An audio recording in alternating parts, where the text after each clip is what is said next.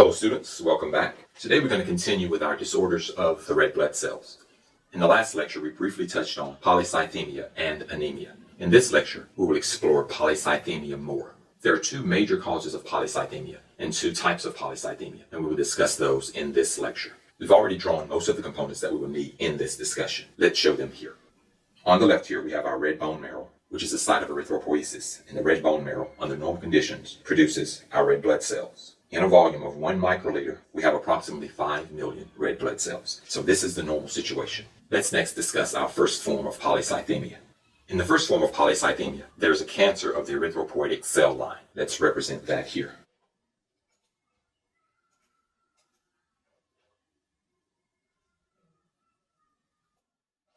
And so represented here is cancer of the erythropoietic cell line. These cancer cells lead to excess erythropoiesis and an elevated RBC count. This RBC count can be as high as 11 million red blood cells per microliter. And this is the first form of polycythemia. Let's represent our second form of polycythemia. Our second form of polycythemia is not as severe as the first form. In the first form, the RBC count may reach levels of 11 million RBCs per microliter. However, in the second form, the RBC count can be from 6 million to 8 million per microliter. Let's represent that here. At this point, let's annotate a few items.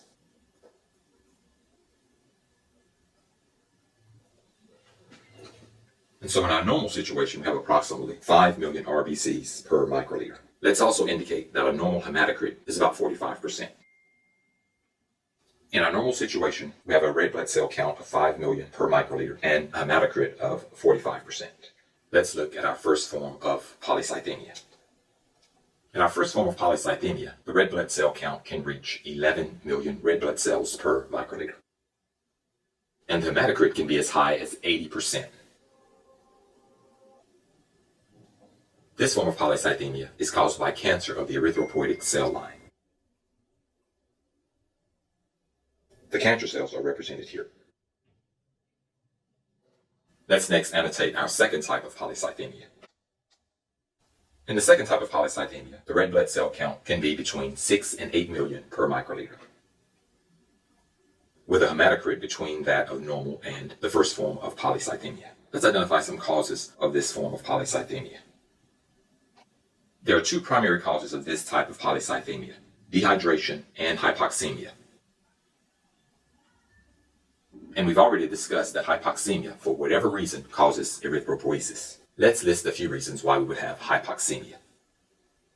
There are several reasons why we could have hypoxemia, but we'll just list 4 of them: smoking, air pollution, emphysema, or high altitude. Let's list those.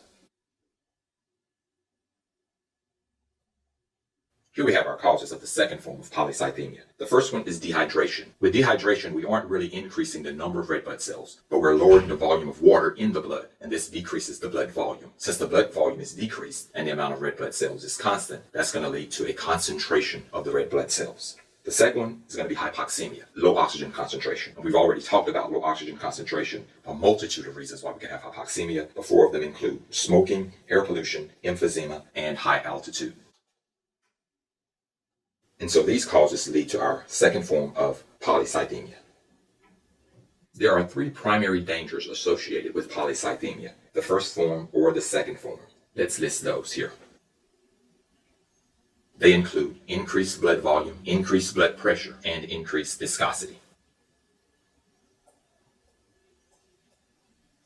Both forms of polycythemia cause 3 dangers: increased blood volume, increased blood pressure, and increased viscosity. With the blood being more viscous, the heart has to exert more force to move the blood.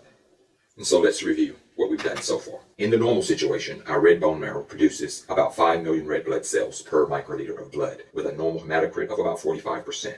In the first form of polycythemia, the cells of our erythropoietic cell line become cancerous, and they produce an excess amount of red blood cells, as high as 11 million RBCs per microliter, with a hematocrit of about 80%. This is the first form of polycythemia. In the second form of polycythemia, we can have an RBC count between 6 and 8 million RBCs per microliter. Causes of this form of polycythemia include dehydration and hypoxemia. Hypoxemia may result from smoking, air pollution, emphysema, or high altitude. There are 3 primary dangers associated with polycythemia: an increased blood volume, an increased blood pressure, and an increased viscosity. And so this covers the two types of polycythemia. Now let's give the names of these forms of polycythemia. Let's start with the first one. The first form of polycythemia is called primary polycythemia, or an alternate name, polycythemia vera, or true polycythemia. And so our first form of polycythemia is primary polycythemia, also known as polycythemia vera. Of course, our second form of polycythemia is going to be secondary polycythemia. And so this is our second form of polycythemia, secondary polycythemia. And this is all I have to say about the two forms of polycythemia, primary polycythemia and secondary polycythemia. And that concludes this lecture. I hope that you've learned a lot.